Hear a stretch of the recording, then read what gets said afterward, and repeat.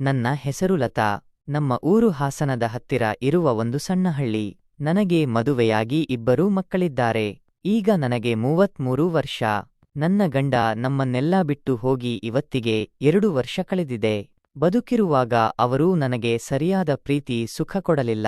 ಒಳ್ಳೆಯದಾಗಲಿ ಕೆಟ್ಟದ್ದಾಗಲಿ ಯಾವುದನ್ನೂ ನೋಡದೆ ಬೇಜವಾಬ್ದಾರಿ ಜೀವನ ನಡೆಸಿ ನನ್ನ ಮತ್ತು ನಮ್ಮ ಮಕ್ಕಳನ್ನು ಬಿಟ್ಟು ಸತ್ತು ಹೋದರು. ನಾನು ನಮ್ಮ ಮಕ್ಕಳನ್ನು ನಮ್ಮ ಅಮ್ಮನ ಮನೆಯಲ್ಲಿ ಬಿಟ್ಟು ಬೆಂಗಳೂರಿಗೆ ಬಂದು ಒಂದು ಸಣ್ಣ ಮನೆಯನ್ನು ಬಾಡಿಗೆಗೆ ಪಡೆದೆ. ಬೆಂಗಳೂರಿಗೆ ಬಂದು ಸುಮಾರು 1 ವರ್ಷವಾಯಿತು. ಅಂದಿನಿಂದ ನನ್ನ ಒಂಟಿ ಜೀವನ ಪ್ರಾರಂಭವಾಯಿತು. ಸುನೀತಳ ಮನೆಗೆ ಭೇಟಿ. ನನಗೆ ಒಬ್ಬ ಗೆಳತಿ ಇದ್ದಾಳೆ. ಅವಳ ಹೆಸರು ಸುನೀತಾ. ಅವಳದು ಸುಂದರ ಸಂಸಾರ. ಇನ್ನು ಮಕ್ಕಳೂ ಇರಲಿಲ್ಲ. ಮದುವೆಯಾಗಿ 1 ವರ್ಷ ಮಾತ್ರ ಆಗಿತ್ತು. ನಾನು ಮತ್ತು ಸುನೀತಾ ತುಂಬಾ ಒಳ್ಳೆಯ ಸ್ನೇಹಿತೆಯರು. ನಾವಿಬ್ಬರು ಜೊತೆಯಾಗಿ ಕೆಲಸಕ್ಕೆ ಹೋಗಿ ಬರುತ್ತಿದ್ದೆವು. ನಮ್ಮ ಕೆಲಸ ಒಂದು ಸಣ್ಣ ಕಾರ್ಖಾನೆಯಲ್ಲಿ. ನಾವು ಅಲ್ಲಿ ಸುಮಾರು 10 ಜನವರಿ ಕೆಲಸ ಮಾಡುತ್ತಿದ್ದೆವು. ಅದರಲ್ಲಿ 4 ಜನ ಗಂಡಸರು, ಇನ್ನು 6 ಜನ ಹೆಂಗಸರು. ಅದರಲ್ಲಿ ನಾನೂ ಒಬ್ಬಳು. ಹೀಗೆ ನಮ್ಮ ಜೀವನ ಸಾಮಾನ್ಯ ಗತಿಯಲ್ಲಿ ಸಾಗುತ್ತಿತ್ತು. ಹೀಗಿರುವಾಗ ಒಂದು ಭಾನುವಾರ ನನಗೆ ಕೆಲಸಕ್ಕೆ ರಜೆ ಇತ್ತು. ಮನೆಯಲ್ಲಿ ಇದ್ದು ಬೇಜಾರಾಗಿತ್ತು. ಹಾಗಾಗಿ ನಮ್ಮ ಸುನೀತಾ ಮನೆಗಾದರೂ ಹೋಗೋಣ ಎಂದು ಹೊರಟೆ. ನಾನು ಹೋದಾಗ ಬಾಗಿಲು ತೆರೆದಿತ್ತು. ನಾನು ಎಂದಿನಂತೆ ನೇರವಾಗಿ ಒಳಗೆ ಹೋದೆ. ಆಗ ಅಲ್ಲಿ ನನ್ನ ಸ್ನೇಹಿತೆ ಸುನೀತಾ ಮತ್ತು ಅವಳ ಗಂಡ ರೂಮಿನಲ್ಲಿದ್ದರು. ಅವರ ಗಂಡ ಅಲ್ಲಿ ಇದ್ದಾರೆಂದು ನನಗೆ ತಿಳಿದಿರಲಿಲ್ಲ. ನಾನು ರೂಮಿನ ಹತ್ತಿರ ಹೋದೆ. ಸುನೀತಾಳ ಗಂಡ ಅವಳೊಂದಿಗೆ ನಿಕಟವಾಗಿ ಬೆರೆಯುತ್ತಿದ್ದರು. ಲತಾಳಿಗೆ ನಾನು ಯಾಕೆ ಅಲ್ಲಿಗೆ ಹೋದೆನೋ ಎಂದು ಅನಿಸಿಬಿಟ್ಟಿತ್ತು. ಛೇ, ನಾನು ಹೋಗಿದ್ದು ತಪ್ಪಲ್ಲ, ಅಲ್ಲಿ ಕದ್ದು ನೋಡಿದ್ದು ತಪ್ಪು ಎಂದು ಮನಸ್ಸಿನಲ್ಲಿಯೇ ಹೇಳಿಕೊಂಡೆ. ಲತಾಳ ಮನಸ್ಸಿನಲ್ಲಿ ಇನ್ನೂ ಏನೇನೋ ಪ್ರಶ್ನೆಗಳು ಸುಳಿದಾಡುತ್ತಿದ್ದವು. ಮನೆಯಲ್ಲಿ ಬಂದು ಟಿವಿ ಹಾಕಿದರೂ ಕಣ್ಮುಂದೆ ಅವರ ಚಿತ್ರಣವೇ ಹಾದು ಹೋಗುತ್ತಿತ್ತು. ಅವಳಿಗೆ ಮನಸ್ಸಿನಲ್ಲಿ ಒಂದು ಬಗೆಯ ತಳಮಳ ಶುರುವಾಗಿತ್ತು. ಹಾಗೆ ಯೋಚಿಸಿ ಅವಳಿಗಂತೂ ತಲೆ ಕೆಟ್ಟು ಹೋಗಿತ್ತು. ಅದರಲ್ಲಿ ನನ್ನದೇನು ತಪ್ಪಿದೆ? ಅವರು ಹಾಗೆ ಮಾಡುವಾಗ ಬಾಗಿಲು ಹಾಕಿಕೊಳ್ಳಬೇಕಿತ್ತು, ಇಲ್ಲ ಸುಮ್ಮನಿರಬೇಕಿತ್ತು ಎಂದು ಅಂದುಕೊಂಡಳು. ಅಯ್ಯೋ ಪಾಪ, ಅವರಿನ್ನೂ ಹೊಸದಾಗಿ ಮದುವೆಯಾಗಿದ್ದಾರೆ, ಏನು ಮಾಡೋಕ್ಕಾಗುತ್ತೆ ಎಂದು ತನಗೆ ತಾನೇ ಸಮಾಧಾನ ಮಾಡಿಕೊಂಡಳು. ಆದರೆ ಮೇಲ್ನೋಟಕ್ಕೆ ಸಮಾಧಾನವಾದರೂ ಒಳಗೊಳಗೆ ಏನೋ ಒಂದು ಕುತೂಹಲ ಕೆರಳುತ್ತಿತ್ತು. ಲತಾಳ ಗಂಡ ತೀರಿಕೊಂಡಾಗಿನಿಂದ ಅವಳು ಯಾರನ್ನೂ ಆ ರೀತಿ ನೋಡಿರಲಿಲ್ಲ. ಅವಳ ಈ ಯೋಚನೆಗಳು ಅವಳನ್ನು ದಾರಿ ತಪ್ಪಿಸುತ್ತಿದ್ದವು. ಅವಳು ಸುಲಭವಾಗಿ ಯಾವುದಕ್ಕೂ ಜಗ್ಗುವಂತಹ ಮಹಿಳೆಯಾಗಿರಲಿಲ್ಲ. ಆದರೆ ಅವತ್ತು ಯಾಕೋ ಮನಸ್ಸಿನಲ್ಲಿ ಏನೇನೋ ಹೊಸ ಆಲೋಚನೆಗಳು ಮೂಡುತ್ತಿದ್ದವು. ಪ್ರೇಮ ಯಾಕೆಂದು ತಿಳಿಯದೆಯೇ ಅವಳ ಮನಸ್ಸಿನ ಆಳದಲ್ಲಿದ್ದ ಭಾವನೆಗಳನ್ನು ಕೆಣಕಿಕೊಂಡಳು. ಆಗ ಅವಳ ಆಸೆಗಳ ಸುಪ್ತ ಅಗ್ನಿ ಜ್ವಾಲೆಯಂತೆ ಕೆರಳಿ ಅಚ್ಚರಿಯನ್ನುಂಟು ಮಾಡಿತು. ತಾನು ಬಹಳ ದಿನಗಳಿಂದ ಅದುಮಿಟ್ಟಿದ್ದ ಆ ಭಾವನೆಗಳು ಈಗ ಜೀವಂತವಾದವು. ಸಂಜು ಎಂಬ ಹೊಸ ಸಹೋದ್ಯೋಗಿ. ಆದರೂ ಅದನ್ನೆಲ್ಲ ಪಕ್ಕಕ್ಕಿಟ್ಟು ಎಂದಿನಂತೆ ಕೆಲಸಕ್ಕೆ ಬಂದಳು. ಅದೇ ಸಮಯದಲ್ಲಿ ಅಲ್ಲಿಗೆ ಸುಮಾರು 25 ವರ್ಷದ ಯುವಕನೊಬ್ಬ ಹೊಸದಾಗಿ ಕೆಲಸಕ್ಕೆ ಬಂದಿದ್ದ. ಅದೇ ದಿನ ಅವನು ತನ್ನ ಕೆಲಸವನ್ನು ಪ್ರಾರಂಭಿಸಿದ್ದ. ಆಗ ಲತಾ ಅವನ ಪರಿಚಯ ಮಾಡಿಕೊಂಡಳು. ನೀನು ನಮ್ಮ ಮನೆ ರಸ್ತೆಯಲ್ಲೇ ಇರುವುದು ತಾನೇ ಎಂದು ಕೇಳಿದಳು. ಅದಕ್ಕೆ ಆ ಯುವಕ ಹೌದು ಎಂದು ತಲೆಯಾಡಿಸಿದ. ಮತ್ತೆ ಲತಾ, ಏನು ನಿನ್ನ ಹೆಸರು ಎಂದು ಕೇಳಿದಳು. ಆ ಯುವಕ ಸಂಜು ಎಂದು ಹೇಳಿದ. ಅದಕ್ಕೆ ಲತಾ, ಹೌದಾ, ಚೆನ್ನಾಗಿದೆ ನಿನ್ನ ಹೆಸರು ಅಂದಳು. ಲತಾ ಅವನಿಗೆ ಎಲ್ಲಾ ಕೆಲಸಗಳನ್ನೂ ಹೇಗೆ ಮಾಡಬೇಕೆಂದು ಹೇಳಿಕೊಟ್ಟಳು. ಹೀಗೆ ಮಾತುಕತೆ ಬೆಳೆಸಿ ಅವನೊಂದಿಗೆ ಸಲುಗೆ ಸಾಧಿಸಿದಳು. ಈಗ ಅವರು ಒಟ್ಟು 3 ಜನ: ಸಂಜು, ಲತಾ, ಸುನೀತಾ. ಹೀಗಿರುವಾಗ ಸಂಜು ಎಲ್ಲರ ಗಮನ ಸೆಳೆಯುತ್ತಿದ್ದ. ಎಲ್ಲರನ್ನೂ ಆಂಟಿ, ಅಂಕಲ್ ಎಂದು ಕರೆಯುತ್ತಾ ತುಂಬಾ ಹಾಸ್ಯ ಮಾಡುತ್ತಿದ್ದ. ಇವನು ಒಂದು ದಿನ ಕೆಲಸಕ್ಕೆ ಬರದೆ ಹೋದರೆ ಅವತ್ತು ಎಲ್ಲರಿಗೂ ಬೇಸರವಾಗುತ್ತಿತ್ತು. ಸಂಜು ಜೊತೆಗಿನ ಮಾತುಕತೆ. ಸುನೀತಾ ಆಂಟಿ ಮತ್ತು ಲತಾ ಆಂಟಿ ಜೊತೆಯಲ್ಲೇ ಹೋಗೋದು ಬರೋದು ಹೀಗೆ ಮುಂದುವರೆಯಿತು.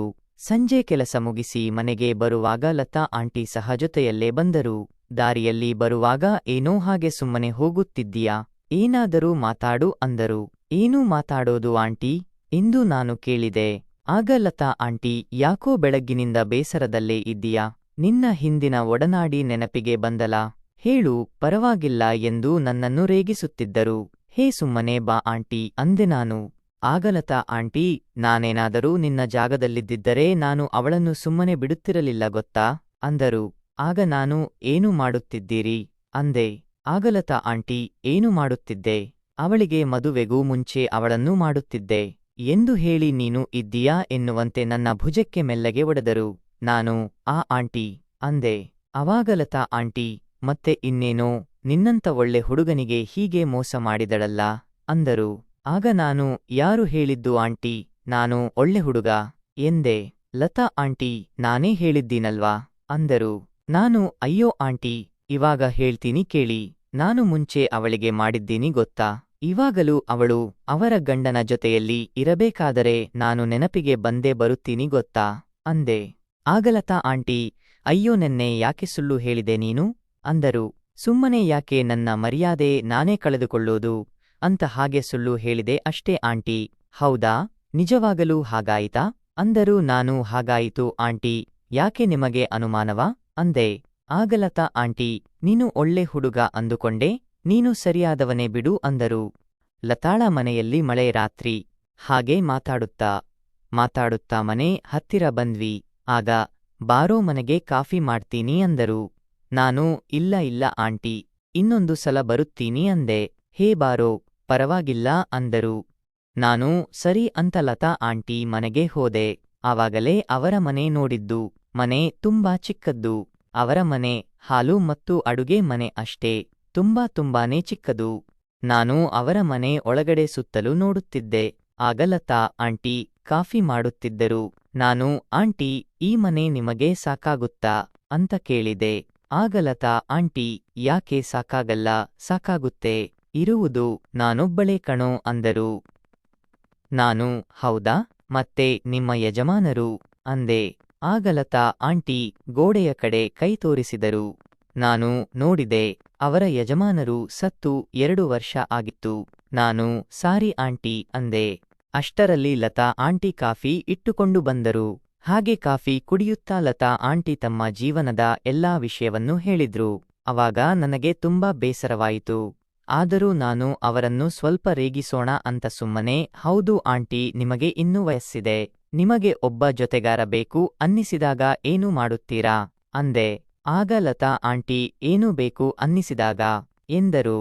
ಅದೇ ಆಂಟಿ, ಗಂಡ ಹೆಂಡತಿಯರು ಜೊತೆ ಸೇರಿ ಸಂತೋಷವಾಗಿ ಇರುತ್ತಾರಲ್ಲ ಅದು. ನಿಮಗೆ ಒಬ್ಬ ಜೊತೆಗಾರ ಬೇಕು ಅನ್ನಿಸಿದಾಗ ಏನು ಮಾಡುತ್ತೀರಾ ಎಂದು ಕೇಳಿದೆ. ಏನೂ ಮಾತನಾಡದೆ ಲತಾ ಆಂಟಿ ನನ್ನನ್ನು ಹಾಗೆಯೇ ತೀಕ್ಷ್ಣವಾಗಿ ನೋಡುತ್ತಿದ್ದರು.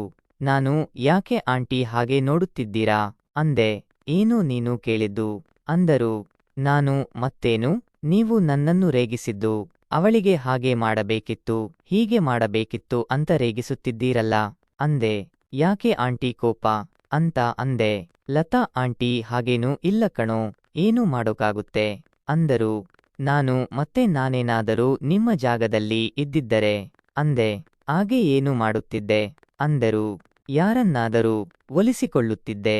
ಲತಾ ಆಂಟಿ, ಒಲಿಸಿಕೊಂಡು ಏನು ಮಾಡುತ್ತಿದ್ದೆ? ನಾನು, ಏನೂ ಮಾಡುತ್ತಿದ್ದೆ ಅಂದೆ. ನೀವು ಯಾರನ್ನಾದರೂ ಒಲಿಸಿಕೊಂಡಿದ್ದೀರಾ ಎಂದು ಕೇಳಿದೆ. ಇಲ್ಲ ಕಣೋ ಅಂದರು. ಅವಾಗ ಲತಾ ಆಂಟಿ, ನಾನು ಯಾರನ್ನಾದರೂ ಒಲಿಸಿಕೊಂಡರೆ ನಿನಗೇನು ಸಿಗುತ್ತೆ ಅಂದರು. ನನಗೇನು ಸಿಗುವುದಿಲ್ಲ, ಆದರೂ ನಿಮ್ಮ ಜೀವನ ಚೆನ್ನಾಗಿರುತ್ತೆ ಅಂತ ಅಷ್ಟೇ ಎಂದೆ ನಾನು. ಸರಿ ಆಂಟಿ, ನಾನು ಮನೆಗೆ ಹೋಗ್ತೀನಿ ಅಂತ ಹೊರಡಲು ಸಿದ್ಧನಾದೆ. ಆಗ ಲತಾ ಆಂಟಿ ಸರಿ ಅಂದರು. ನಾನು, ಲತಾ ಆಂಟಿ, ಬೇಜಾರು ಮಾಡಿಕೊಳ್ಳಬೇಡಿ, ನಾನು ಸುಮ್ಮನೆ ನಿಮ್ಮನ್ನು ರೇಗಿಸಿದ್ದು ಅಂದೆ. ಲತಾ ಆಂಟಿ, ಹಾಗೇನಿಲ್ಲ ಬಿಡು ಅಂದರು. ಸರಿ ಅಂತ ನಾನು ಅಲ್ಲಿಂದ ನಮ್ಮ ಮನೆಗೆ ಬಂದೆ. ಅವತ್ತು ಶನಿವಾರ. ನನಗೂ ಮತ್ತು ಲತಾ ಆಂಟಿಗೂ ಒಳ್ಳೆಯ ಸಮಯವಿರಲಿಲ್ಲ ಅನಿಸುತ್ತದೆ. ಅಂದು ಕೆಲಸವೂ ಜಾಸ್ತಿ ಇತ್ತು. ರಾತ್ರಿ 9 ಗಂಟೆಯಾದರೂ ಕೆಲಸ ಮುಗಿದಿರಲಿಲ್ಲ. ಓವರ್ ಟೈಮ್ ಮುಗಿಸಿಕೊಂಡು ಹೊರಗೆ ಬಂದ್ವಿ. ಸುನೀತಾಳನ್ನು ಅವಳ ಗಂಡ ಬಂದು ಗಾಡಿಯಲ್ಲಿ ಕರೆದುಕೊಂಡು ಹೋದರು. ಆಗ ನಾನು ಮತ್ತು ಲತಾ ಆಂಟಿ ಇಬ್ಬರೇ ಮನೆಗೆ ನಡೆದುಕೊಂಡು ಬರುವಾಗ ಜೋರಾಗಿ ಗಾಳಿ ಬೀಸಿ ಮಳೆ ಬರಲು ಶುರುವಾಯಿತು. ನಾವು ಎಷ್ಟೇ ಬೇಗ ಬಂದರೂ ಮಳೆಯಲ್ಲಿ ಸಿಕ್ಕಿ ಹಾಕಿಕೊಂಡ್ವಿ. ಆದರೂ ಇಬ್ಬರೂ ಮಳೆಯಲ್ಲೇ ನೆಂದು ತೊಪ್ಪೆಯಾಗಿದ್ದೆವು. ಹೇಗೋ ಮಾಡಿ ಕೊನೆಗೆ ಮನೆಗೆ ಬಂದೆವು. ಮಳೆ ಮಾತ್ರ ನಿಲ್ಲಲಿಲ್ಲ, ಇನ್ನೂ ಜೋರಾಗಿ ಬರುತ್ತಿತ್ತು. ಅದರ ಜೊತೆಯಲ್ಲಿ ಗುಡುಗು ಮಿಂಚು, ಜೋರಾದ ಗಾಳಿ. ಹಾಗೆ ನಾನು ಲತಾ ಆಂಟಿಯನ್ನು ಮನೆಗೆ ಬಿಟ್ಟು ಹೋಗೋಣ ಎಂದು ಹೋಗುತ್ತಿದ್ದೆ. ಅವತ್ತು ನಾನು ಹಾಗೆ ಹೋಗಿದ್ರೆ ಚೆನ್ನಾಗಿರ್ತಿತ್ತು ಅನ್ಸುತ್ತೆ. ಅದು ಹಾಗೆ ಆಗಲಿಲ್ಲ, ಬೇರೆನೇ ಆಯ್ತು. ನಾನು, ಆಂಟಿ ನಾನು ಹೋಗ್ತೀನಿ ಅಂದೆ. ಆಗ ಲತಾ ಆಂಟಿ, ಈ ಮಳೆಲಿ ಎಲ್ಲಿಗೆ ಹೋಗ್ತೀಯಾ, ಸುಮ್ಮನೆ ಬಾ, ಮಳೆ ನಿಂತ ಮೇಲೆ ಹೋಗು ಎಂತೆ ಅಂದರು. ನಾನು, ಬೇಡ, ಮನೆ ಇಲ್ಲೇ ಅಲ್ವಾ, ಬೇಗ ಹೋಗ್ತೀನಿ ಅಂದೆ. ಅದಕ್ಕೆ ಲತಾ ಆಂಟಿ, ಲೋ ಬಾರೋ, ನನಗೂ ತುಂಬಾ ಭಯ ಆಗುತ್ತೆ, ಈ ಗುಡುಗು ಮಿಂಚು ಕಂಡರೆ ನನಗೂ ತುಂಬಾ ಹೆದರಿಕೆ ಕಣೋ ಅಂದರು. ಆಗ ಬೀಗ ತೆಗೆದು ಮನೆಯೊಳಗೆ ಹೋದ್ವಿ. ನಮ್ಮಿಬ್ಬರ ಮೈಯಲ್ಲೂ ನೀರು ತೊಟ್ಟಿಕ್ಕುತ್ತಿತ್ತು. ಆಗ ಲತಾ ಆಂಟಿ ನನಗೆ ಒಂದು ಟವಲ್ ಕೊಟ್ಟರು. ನಾನು ಮೈ ಮತ್ತು ತಲೆ ಒರೆಸಿಕೊಂಡೆ ಮತ್ತೆ ಹಾಗೆಯೇ ನಿಂತೆ. ಲತಾ ಆಂಟಿ, ಅಯ್ಯೋ ಬಟ್ಟೆಯೆಲ್ಲ ಒದ್ದೆಯಾಗಿದೆ, ಬಟ್ಟೆ ಬದಲಾಯಿಸು ಅಂದರು. ನಾನು ಸರಿ ಬಟ್ಟೆ ಬಿಚ್ಚಿ ಹಾಗೆ ಟವಲ್ ಸುತ್ತಿಕೊಂಡೆ. ನನ್ನ ಒಳ ಉಡುಪು ಸಹ ಸಂಪೂರ್ಣವಾಗಿ ಒದ್ದೆಯಾಗಿತ್ತು. ಅದನ್ನೂ ಸಹ ತೆಗೆದಿಟ್ಟೆ. ಅದು ಅಲ್ಲದೆ ಆ ಮನೆ ಬೇರೆ ಚಿಕ್ಕದು. ನಾನು ಹಾಲಿನಲ್ಲಿಯೇ ಬಟ್ಟೆ ಬದಲಾಯಿಸಿದೆ. ಲತಾ ಆಂಟಿ ನನಗೆ ಒಂದು ಚಾಪೆ ಹಾಸಿ ಕೂತುಕೊಳ್ಳಲು ಹೇಳಿ ತಾನು ಬಟ್ಟೆ ತೆಗೆದುಕೊಂಡು ಅಡುಗೆ ಮನೆಗೆ ಹೋದರು. ಆ ಅಡುಗೆ ಮನೆ ಹೇಗಿತ್ತು ಅಂದರೆ 3 ಅಡಿ ಗೋಡೆ ಮಾತ್ರ ಇತ್ತು. ಆ ಕಡೆ ಒಂದು, ಈ ಕಡೆ ಒಂದು ಗೋಡೆ ಇತ್ತು. ಅವಳು ನಿಂತರೆ ಕಾಣಿಸುತ್ತಾಳೆ, ಕುಳಿತುಕೊಂಡರೆ ಬಟ್ಟೆ ಬದಲಾಯಿಸೋಕೆ ಆಗುವುದಿಲ್ಲ. ಅವಳ ಕಷ್ಟ ಅರ್ಥ ಮಾಡಿಕೊಂಡು ನಾನೇ ಈ ಕಡೆ ತಿರುಗಿ ಕುಳಿತುಕೊಂಡೆ. ಅವಾಗ ಲತಾ ಆಂಟಿ ಬೇಗ ಬೇಗ ಬಟ್ಟೆ ಬದಲಾಯಿಸುತ್ತಿದ್ದರು. ಇದ್ದಕ್ಕಿದ್ದಂತೆ ಕರೆಂಟ್ ಹೋಯಿತು. ಮಳೆ ಇನ್ನೂ ಜೋರಾಯಿತು. ಆಗ ತುಂಬಾ ಕತ್ತಲೆಯಾಯಿತು. ಆ ಕತ್ತಲಲ್ಲಿ ಅವಳು ತನ್ನ ನೈಟಿ ಎತ್ತಿಕೊಳ್ಳಲು ಹೋದಾಗ ಅದು ಗೋಡೆಯಿಂದ ಕೆಳಗೆ ಬಿತ್ತು. ನಾನು ಹೋಗಿ ಮೊಬೈಲ್ ಟಾರ್ಚ್ ಹಾಕಿ ಆ ನೈಟಿಯನ್ನು ಅವಳ ಕೈಗೆ ಕೊಟ್ಟೆ.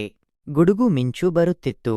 ಆ ಮಿಂಚಿನ ನೀಲಿ ಬೆಳಕಿನಲ್ಲಿ ಲತಾ ಆಂಟಿ ರೂಪ ಮಿನುಗಿದಂತೆ ಕಂಡಿತು. ಅದೇ ಸಮಯಕ್ಕೆ ಒಂದು ಜೋರಾದ ಸಿಡಿಲು ಬಂತು. ಲತಾ ಆಂಟಿ ಅಮ್ಮ ಅಂತ ಕಿರುಚಿಕೊಂಡು ಓಡಿ ಬಂದು ನನ್ನ ಭುಜವನ್ನು ಗಟ್ಟಿಯಾಗಿ ಹಿಡಿದುಕೊಂಡರು. ಆ ಸಿಡಿಲಿನ ಶಬ್ದಕ್ಕೆ ಲತಾ ಆಂಟಿ ಮೈನಡುಗುತ್ತಿತ್ತು. ನಾನು ಅವಳ ಭುಜದ ಮೇಲೆ ಕೈ ಹಾಕಿ ಏನೂ ಆಗಲ್ಲ, ಭಯಪಡಬೇಡ ಅಂತ ಅವಳಿಗೆ ಸಮಾಧಾನ ಮಾಡುತ್ತಿದ್ದೆ. ನನಗೆ ಆಗ ಸೊಂಟದಲ್ಲಿ ಟವೆಲ್ ಮಾತ್ರ ಇತ್ತು ಅಷ್ಟೇ. ಆ ಸಂದರ್ಭದಲ್ಲಿ ಅವಳ ಆತಂಕ ಮತ್ತು ನನ್ನ ಸಮಾಧಾನದ ನಡುವೆ ಇಬ್ಬರಿಗೂ ಮಾತೇ ಇರಲಿಲ್ಲ. ಮೌನ ಆವರಿಸಿತು. ಇಬ್ಬರ ಮೈಯಲ್ಲೂ ಒಂದು ರೀತಿಯ ಉಷ್ಣತೆ ಆವರಿಸಿತು. ಹೊರಗೆ ಜೋರಾದ ಮಳೆ, ಮೈ ಕೊರೆಯುವ ಚಳಿ. ನಿಶಬ್ದವಾಗಿ ಮಳೆ ಸುರಿಯುತ್ತಿತ್ತು. ನಾನು ಲತಾ ಆಂಟಿಯನ್ನು ಮೆಲ್ಲಗೆ ಕೆಳಗಡೆ ಕೂರಿಸಿ ಹಾಗೆ ನಿಧಾನಕ್ಕೆ ಅವಳೇ ಹಾಸಿಕೊಟ್ಟಿದ್ದ ಚಾಪೆಯ ಮೇಲೆ ಅವಳನ್ನು ಮಲಗಿಸಿದೆ. ನಾನು ಹಾಗೆ ಅವಳನ್ನು ತಬ್ಬಿಕೊಂಡು ಪಕ್ಕದಲ್ಲಿ ಮಲಗಿ ಅವಳ ಕಣ್ಣುಗಳನ್ನು ನೋಡುತ್ತಿದ್ದೆ. ಆವಾಗಲೂ ಲತಾ ಆಂಟಿ ಬೇಡ ಇದು ತಪ್ಪು ಎಂದು ಹೇಳಲಿಲ್ಲ. ಇಬ್ಬರಿಗೂ ಮೌನ ಆವರಿಸಿತು. ಆ ಕ್ಷಣದಲ್ಲಿ ಪರಸ್ಪರ ಇರುವಿಕೆಯನ್ನು ಮಾತ್ರ ಅನುಭವಿಸುತ್ತಿದ್ದೆವು.